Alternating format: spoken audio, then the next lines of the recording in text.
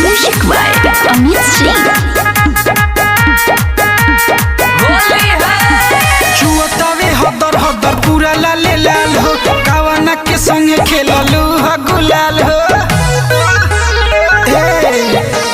छुअतावे हदर हदर पूरा लाले लाल हो, कावना के संगे खेललू ह गुलाल हो। भावे ऊपर से नीचा वाले लागल लागल लागल। एका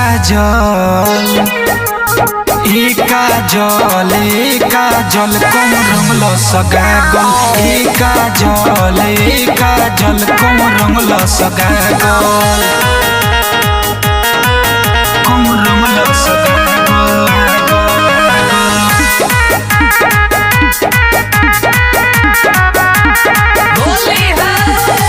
गोर बदनवा पचमकता रंगवा, देखी देखी के पगला तावे मनवा।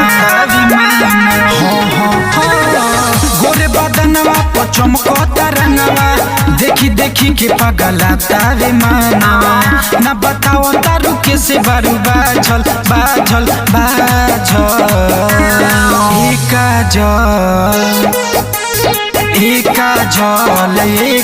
जल कम रंगल सगागल।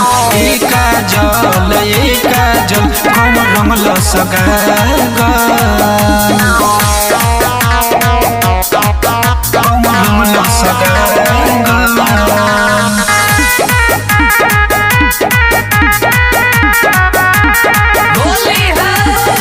देही के अंगे अंगे बात हो भीजल, चोली के चिझावा बावे हो गीजल।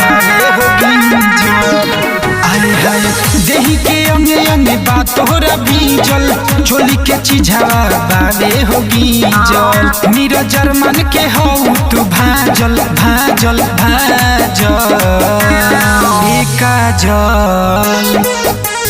एका जल कम रंगल सगागल। एका जल कम रंगल सगागल। Mega recording studio Ishwarpur. एका जल कम रंगल सगागल। एका जल कम रंगल सगागल।